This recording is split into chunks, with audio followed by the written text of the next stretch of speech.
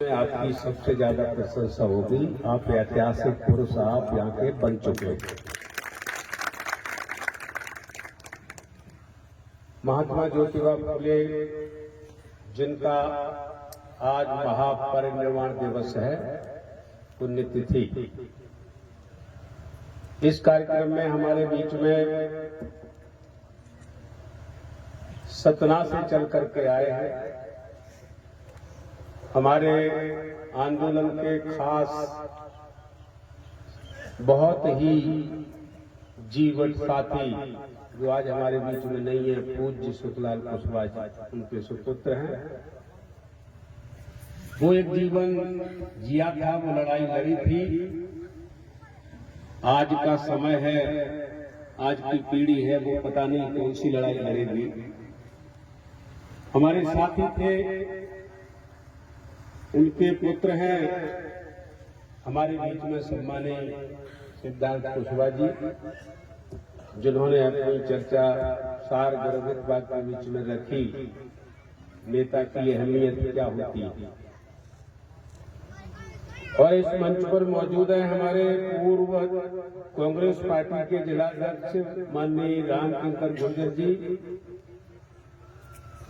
माननीय कालीचंद कुशवाहा जी जो पूर्व जिला पंचायत अध्यक्ष रहे हैं, माननीय फीरक सिंह कुशवाहा जी जो डबरा से आए हैं, माननीय स्वामी सिंह कुशवाहा जी, माननीय जीतू कुशवाहा जी, माननीय जलवेद कुशवाहा जी जो सेवड़ा से चल करके आए हैं, माननीय मोहन कुशवाहा जी जो सेवा दल के जिला अध्यक्ष दतिया जिले के, माननीय मनसाराम कुशवाहा जी पूर्व शिक्षक, माननीय गोविंद दास कुशवाहा जी जोरसुड़ा, माननीय प्रेमनारायण कुशवाहा जी जो संचालन कर रहे हैं, माननीय दयाराम कुशवाहा जी, माननीय रामदास उत्साही जी, माननीय राजाधर कुशवाहा जी, माननीय राम कुमार कुशवाहा जी, माननीय प्रजापति जी जिला पंचायत सदस्य, और हमारे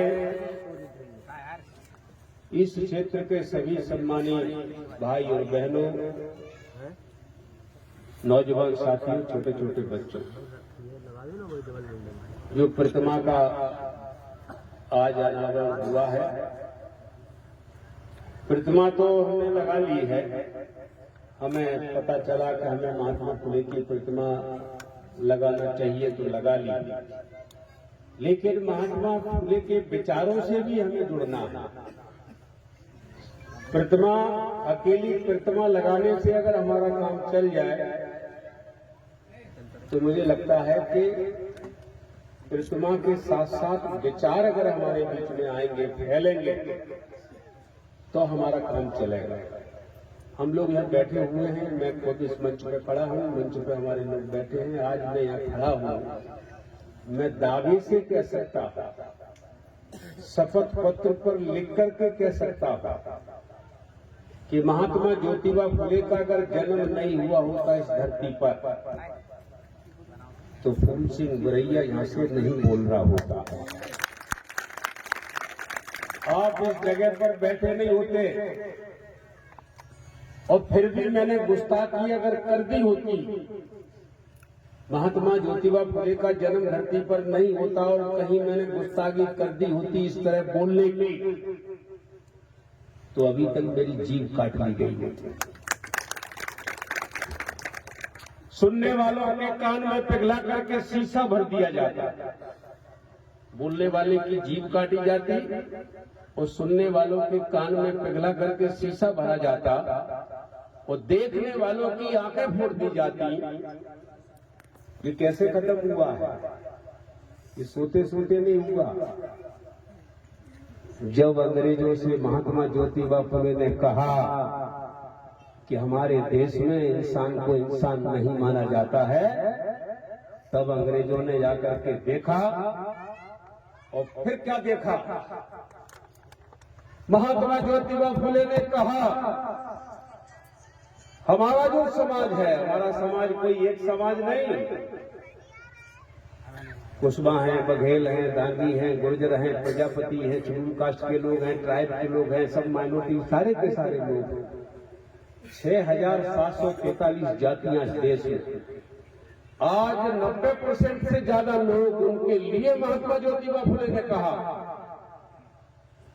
कि हमारे देश में इनको जानवर माना जाता है।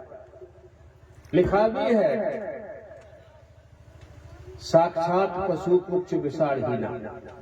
ये साक्षात पशु हैं, मैं और आप साक्षात पशु हैं।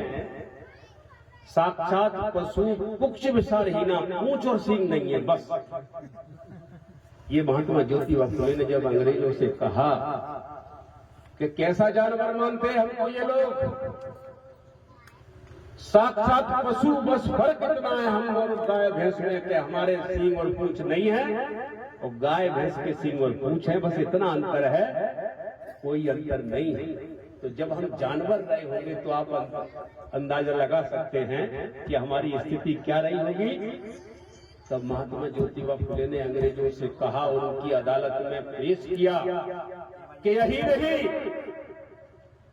ये जो हमारा समाज है, हम चाहते हैं पूरी दुनिया में जब इंसान को इंसान माना जाता है, एक आदमी होता है, कोई भी हो। तब अंग्रेजों ने गहराई से जांच की और महात्मा ज्योतिबा फुले की बात को माना और पूछा क्या सबसे पहले करना चाहिए। तो महात्मा ज्योतिबा फुले चाहते तो कह देते कि हमें पैसा बांट दो, कह सकते थे कि हमें घर बांट दो, हमें जमीन दे दो।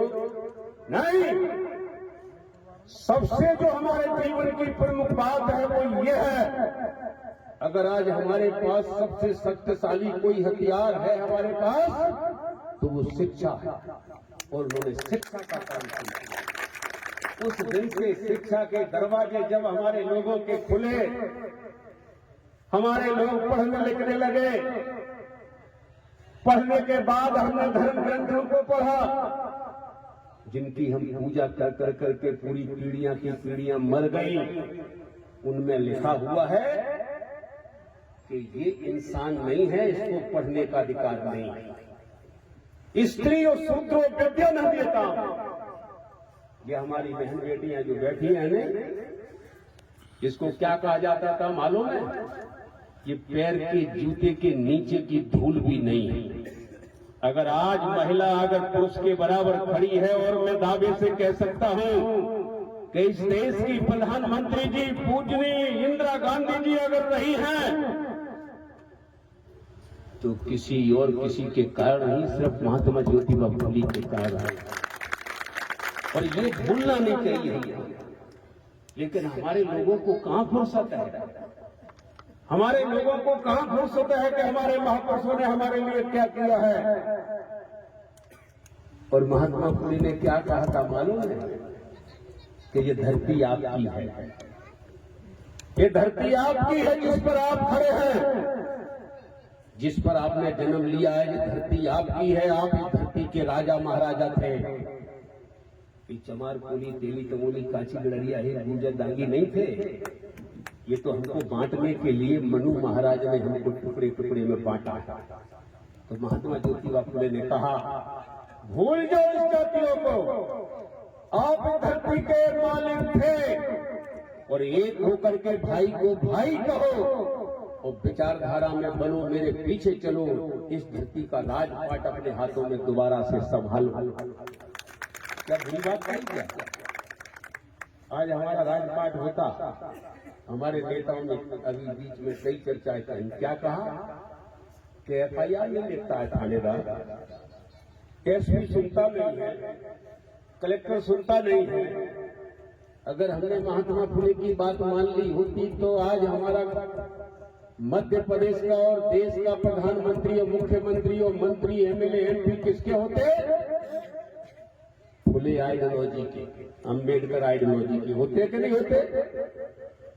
तो वो FIR लिखने वाले का पिताजी DGP यहाँ आकर के चरण दूरा होता। समझे नहीं बात को? SP कलेक्टर की तो औकात ही नहीं। SP कलेक्टर तो मिलने ही नहीं सकते थे। SP कलेक्टर तो ये कहते कि हमें कैसे मिलवा दिया जाए, हमें टाइम दिलवा दिया जाए, कहते कि नहीं कहते? तो ये जो कहा क्या है, कबीर साहब ने कहा मोई सुन सुने आए हंसी, पानी में मीन प्यासी। ये कबीर ने कहा कि पानी